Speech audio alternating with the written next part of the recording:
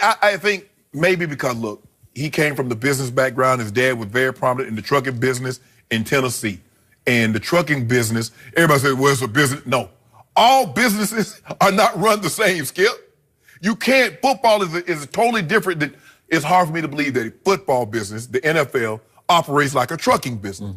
And a trucking business operates like Google or Microsoft. Yeah, they're businesses, but you can't operate everything the same way. And it was a mess. And it's also in here that Hue Jackson believes that there's some people on the offensive side of the football that told, and I told you this, Skip Bayless, that they told Baker Mayfield something. This has nothing to do with Hue being fired and going to Cincinnati. And I said it. I didn't need this article to tell me.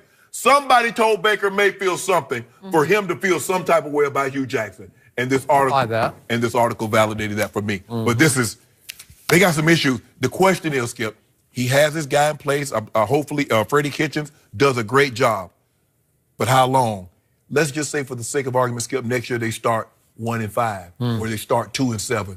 Then what? Because it seems to be, if they don't get off to if they're not 3-0 or 4-1 or 5-3, it's a problem. I got to tell you, the deeper I read into this story by Seth Wickersham, the sicker I got for Baker Mayfield. This is a bad place. Every NFL team, the buck stops with the owner. Absolutely. The first decision that has to get made is that owner has to choose a GM and a coach. And if he chooses wrong, or if he wants to be the coach or the GM, you're going to lose. And you're not going to be able to get out from under it, because there's no public mandate that you can fire an owner. He owns the team. So he's not in a government job. You can't vote him out of his job. And it's clear to me after reading this story that Jimmy Haslam is a frustrated football coach. And it details that he wants more and more to be hands-on. He walks the halls every day of their facility, chatting with this guy and that guy, and it can be somebody at the low end of the spectrum. And he's open to, he wants to know what's going on. What have you heard? And if you tell him the wrong thing at the wrong time, heads are going to roll, because he will fire at a moment's notice. Somebody will be gone, because he's fired a whole lot of people. So in the end, I'm not sure you can overcome that over the long haul, because it sounds like his football philosophy has changed with the weather in Cleveland. He wants to go this way, but then he decides, no, I want to go this way. Oh, yeah, I like analytics. No, I don't like analytics. And his analytics people, starting with a guy I knew in Oakland when he was a baseball analytics guy, Paul DePodesta, warned Jimmy that Hue is everything he didn't like in a football coach. It was 4-1 against Hue to be hired. Against Hue. But then he hires Hue, and then he fires Hue because he thought the team quit. The team didn't quit on Hue Jackson. You quit believing in Hue. For whatever reason, or maybe your quarterback quit believing, and you decided you had to take that to heart. I'm reading in here about where Sashi Brown, who's a Harvard-educated, one of his analytics No longer there, that he nicknamed him Obama.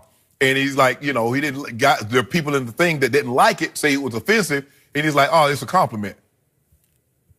Oh, okay. I don't, like I say, Skip, I'm with you.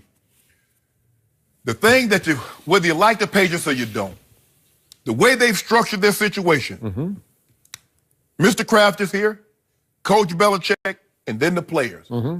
Only one time in 19 years, I believe there's ever been a disagreement, or I agree. A disagreement. They got to the magnitude that Mr. Kraft says, okay, Bill, you will do this. And Seth Wickersham wrote about that a year ago. Go ahead. Yes. Mr. Kraft knows what he knows. He's a businessman. He had to be a businessman, because how else would he have enough capital to be able to purchase the Patriots? So this is what I know. Razors. Yes, this is what I know. Let me hire somebody that knows more than what I know. Now, I don't believe Coach Belichick handled him like Bill Parcells. Bill Parcells didn't want him around. Mr. Kraft's like, well, wait a minute. I understand you're cooking the grocery, but I'm buying the damn grocery. So I'm going to see what you cooking in these pots. That's true. I'm sure Mr. Kraft comes around with Coach Belichick. He doesn't offer anything. You know, like you go in the kitchen. You know, sometimes you go, my grandpa used to go in the kitchen. Now, we couldn't go in the kitchen, Skip Bayless, and look at my grandma's pots. But Papa could come in the kitchen, open the stove, look in the pots. no problem. You realize a watch pot never boils. Remember that? Hey, okay. You just got to check it out. I'm sure ain't nobody tell Barney Porter that. But if the kids come in there and look at the pot, Granny, what you cooking? Yeah. Boy, you got slapped in your mouth. Boy, close that stove.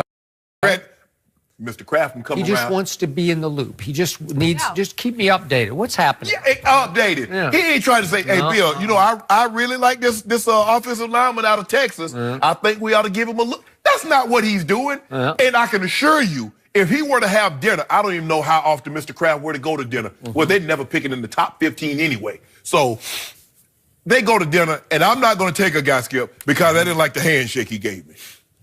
Really? And he's running the football team, right? So to your point, Kraft, Belichick, Brady, they've been together for 19 years doing exactly the same way, which is why they have flourished. Drew Brees, Sean Payton, they have been together all 13 years Drew has been in New Orleans, right? They came in together. Correct. And they're still together, and they're going forward into a 14th year, right? Yes. Has it worked? Yeah, It's worked and they pretty got well. the same GM. Yeah, same GM. And they had the Benson family, obviously, but they weren't involved. They weren't meddling, to my knowledge. I don't think they ever did. I don't think so either. Nope. Tom Benson, I don't think he ever wanted anything to do with football. Nope. He would speak for the team. He was involved in politics and whatnot, but not football. And in this case, you have a Jimmy Haslam who just looks worse and worse because I thought Greg Williams did a pretty good interim job, right? And I thought he really did a good job with the defense. And all of a sudden, he is out.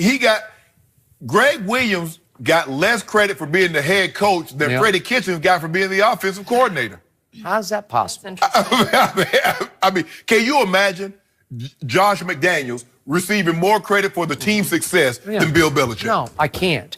And then you took Freddie Kitchens, who's been in the background his whole professional life, right? Yes. And all of a sudden, you have made him the head coach, and you've taken him away in part from what he did best, work closely with Baker Mayfield. Now you can't work closely with Baker Mayfield, right? Yes. So, and back to, real quick, your story about Johnny Manziel, and I was so close to this. Remember, Dow Loggins was the quarterback coach who loved Johnny. Right. He was the big proponent. But remember, the GM, Ray Farmer, did not love Johnny. The head coach, Mike Patton, did not love Johnny. And at the last second, as Johnny fell through the first round toward whatever they had, 23, 22, whatever it was, all of a sudden, Dow gets a text from Johnny that says, let's wreck the league together. Well, that's a mouthful because you've never done anything except win a Heisman Trophy, right? Right. And so he shows the text to the owner who says, take him right now. We don't. And they were furious about it. Ray Farmer was especially furious. And then Dow Loggins made the mistake of going on he's from Arkansas. He goes on an Arkansas radio station and tells this story. Yeah. And all of a sudden, Johnny Manziel's coming in and everybody's saying, oh, kid, so you're going to wreck the league? Right.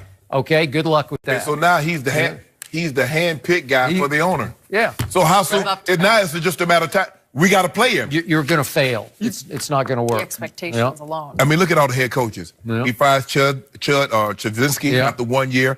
I mean, Skip, you can't have 6 coaches and 3-4 general managers and then think you're going to have success. No. It's not going to work like that. Listen, Baker Mayfield's going to have a hard time with this. It's just too dysfunctional. It's too all over the map, and you don't know from day to day what's going to happen next. Because he doesn't know. It all depends on how he wakes up on a given morning. Hopefully he can bring some order to the mix. Because it was so positive to see the growth. It was. But then when we read this, it kind of leaves that sour taste in our mouth that we had before the season. Well, that kid might be tougher than we thought because if he's succeeding after all this, that's what's going on, he's much tougher than we previously thought. It's a different story. Guys, where's LeBron? Where coming is back? he? Is he coming back? You know where he is? Yep. I don't know. I'd like your inside information, Shannon, because we would like him to come back so we can talk about him. We're going to tell you the latest we know next. Maybe Tuesday. Yeah, maybe Tuesday.